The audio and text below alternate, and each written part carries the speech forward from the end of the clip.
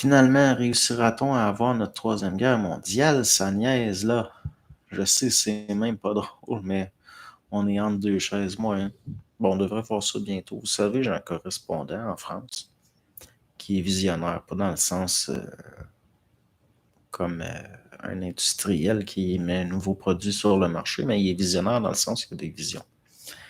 Puis il y a eu une vision assez claire de chars d'assaut sur le territoire français, des chars russes.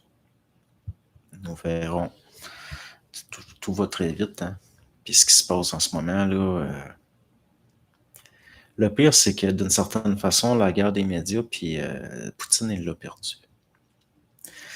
Il l'a perdu, puis là, ça s'annonce pas bien. Là, les États du Nord, comme de raison, commencent à parler d'entrer dans l'OTAN.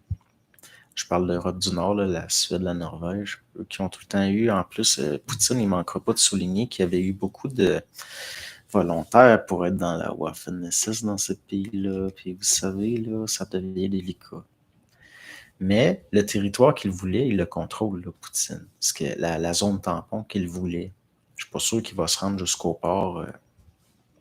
Mais il reste qu'on verra bien. Mais d'après moi, le trois quarts de ce qu'il avait à faire est fait. Ça m'étonnerait bien gros.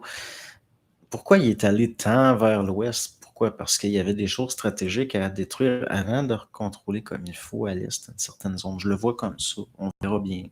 Mais vous savez que, bon, en tout cas,